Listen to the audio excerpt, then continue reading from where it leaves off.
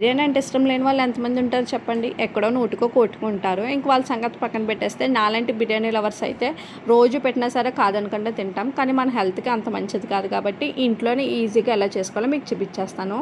ఒక ప్యాన్ పెట్టుకొని oil heat అయిన తర్వాత బిర్యానీ సామాన్లనైతే వేసుకోవాలి. అవి ఫ్రై అయిన తర్వాత ఉల్లిపాయ చీలికల్ని, పచ్చిమిర్చి చీలికల్ని కూడా వేసుకొని ఫ్రై చేసుకోవాలి. అలానే మీకు నచ్చితే క్యారెట్‌ని, బంగాళదుంపని వేయొచ్చు. నేను బంగాళదుంప వేయకుండా క్యారెట్ ముక్కల్ని, టమాటా ముక్కల్ని అయితే వేసి ఫ్రై చేస్తున్నాను. ఇందులోనే కొద్దిగా పుదీనా, కొద్దిగా కొత్తిమీర, ఒక టేబుల్ స్పూన్ అల్లం వెల్లుల్లి పేస్ట్ కూడా వేసి పచ్చి వాసన పోయేంత వరకు ఫ్రై చేసిన తర్వాత ఒక అరకప్పు పెరుగునైతే వేసుకోండి. పెరుగు వేసుకోవడం వల్ల మనకి బిర్యానీ టేస్ట్ అనేది చాలా బాగుంటుంది.